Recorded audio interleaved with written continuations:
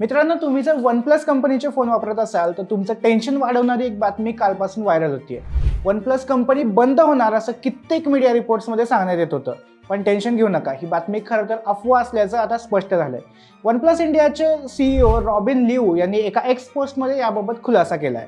खरं तर मीडिया रिपोर्ट्समध्ये असं म्हटलं जात होतं की OnePlusची पॅरेंट कंपनी ओप्पो ही हळूहळू OnePlusला बंद करायचा विचार करते, त्यामुळे जगभरातील OnePlus युजर्सचं टेन्शन वाढलं होतं। पण आता OnePlusचे भारतातील CEO रॉबिन यांनी हे रिपोर्ट्स केवळ अफवा असल्याचं सांगितलंय। एक्सवर पोस्ट करत ते म्हणाले की OnePlus इंडियाबाबत काही चुकीची माहिती सध्या पसरवली जाते, त्याबाबत मला काही स्पष्ट करायचंय। आम्ही नेहमीप्रमाणे काम करत असून पुढेही हे काम सुरू राहील।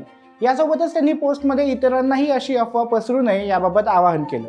आता ही अफवा कशामुळे पसरली तर त्याला कारण ठरले अँड्रॉइड हेडलाईन्स या संस्थेचा एक रिपोर्ट। या रिपोर्टमध्ये त्यांनी म्हणले की 2024 पासूनच OnePlusचे शिपमेंट्स कमी झालेत, तसंच कितीतरी नवीन प्रॉडक्ट्स त्यांनी कॅन्सल केलेत। कंपनीने अमेरिका आणि युरोपमधल्या आपल्या टीममध्येही कपात केली आहे, तसंच कित्येक देशांमधील स्थानिक कार्यालयांकडून कोणताही निर्णय घेण्याचं स्वातंत्र्य काढून घेत असल्याचं त्यांनी म्हणलंय।